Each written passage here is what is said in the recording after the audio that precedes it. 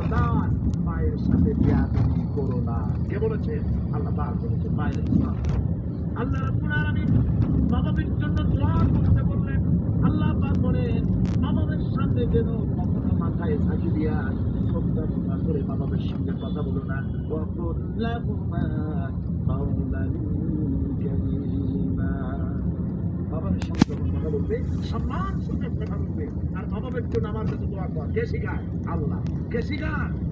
আল্লাহ বলছেন বান্দারে তোর মা-বাবার জন্য আমার কাছে দোয়া করবি। রব্বিরহামহুমা কামা রাব্বায়ানি সগীরা। জোরে জোরে পড়ে রব্বিরহামহুমা কামা রাব্বায়ানি সগীরা।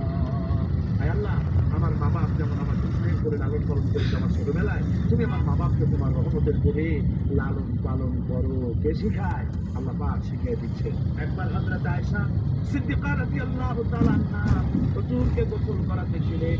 মাথার উপরে পানি ঢালতেছেন, হুজুর একটা চোখের উপরে বা একটা তক্তার উপরে বসে আছে।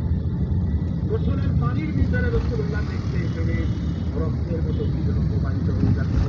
হুজুর জিজ্ঞেস করেন আয়েশারে, পানির ভিতরে রক্তের মতো কি দেখা যায়? হযরত আয়েশা বলেন, হুজুর আপনি যখন বসেছিলেন অসতর্ক মুহূর্তে তক্তার নিচে আমার একটা আঙ্গুল পড়েছিল, পায়ের আঙ্গুলটা ফেটে বোধহয় রক্ত বেরোতেছে।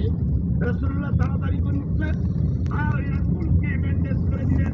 রাসূলুল্লাহ বললেন, আয়েশারে আঙ্গুল ফেটে গেছে, একটু আহারু পর্যন্ত করলে না, এতক্ষণ তুমি কষ্ট করলে কেন? হযরত আয়েশা বলেন, ইয়া রাসূলুল্লাহ ওটা তো একটা পায়ের আঙ্গুল। আয়েশার কলিজাটা ফেটে যদি রক্ত বেরোতো রাসূলুল্লাহকে উঠতে বলতে আমি পারতাম না। কি মনে রাসূলের হযরত আয়েশা বলেন রাসূল সাল্লাল্লাহু আলাইহি ওয়াসাল্লাম স্ত্রীদেরকে এত ভালোবাসতেন। আমাদের ঘরে গোশত তেমন রান্না বান্না খুব কম হতো। গোশত রান্না হবে, মাসের পর মাস চলে গেছে, রাসূলের বাড়িতে স্ত্রীরা বলেছেন আমাদের ঘরে চুলে আগুন জ্বলে না, একটু শুকনা রুটি, একটু শুকনা খেজুর আর পানি খেয়ে আমাদের জীবন চলেছে। এরকমের অবস্থা হয়েছে। তারপরে এই অবস্থা চলেছে, এর মধ্যে যদি কখনো একটু গোশত আসছে, হুজুর যখন ছাগল ইচ্ছে ছাগল দুম্বা জবাও করেছে, এই দুম্বার গোশত নিয়ে ছাগলের গোশত নিয়ে রাসূলুল্লাহ নিজে বেরোতে হযরত খাদিজার বান্ধবী কোথায় আছে বুঝে ওই বান্ধবীর কাছে গোশত পৌঁছে দিয়ে আসতে। হযরত আয়েশা বলে, একদিন আমার ঘুম ভেঙে গেল, দেখি হুজুর আমার কাছে নাই, গেলেন কোথায়? খুঁজতে যায় দেখি মসজিদে নববীর ভিতরে হুজুর হাত তুলে বসে আছেন, মোনাজাত করতেছেন। আমি পেছনে কি হাত তুলি, আমি শুনতে পাচ্ছি নবীজি দোয়া করছেন রব্বুল আলামিন কিয়ামতের ময়দানে যেদিন সন্তান তার পিতাকে ভুলে যাবে, মা তার সন্তানকে হারায় ফেলবে, ওই কঠিন হাসরের ময়দানে আমি যেন আমার খাদিজাকে হারাইয়া না যাই।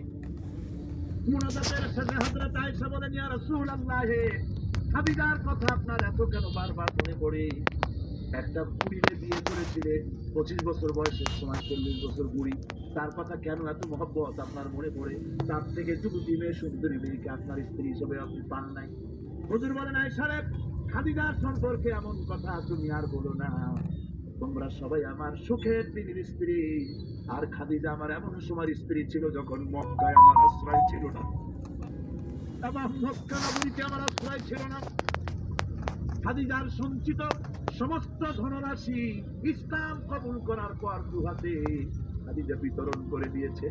হযরত আয়েশা বলেন, হুজুর আমার গোস্তাকি মাফ করে দেন, আমি আর এরকম বলবো না, তবে খাদিজা সম্পর্কে আমার এই কিছু একটু শোনান।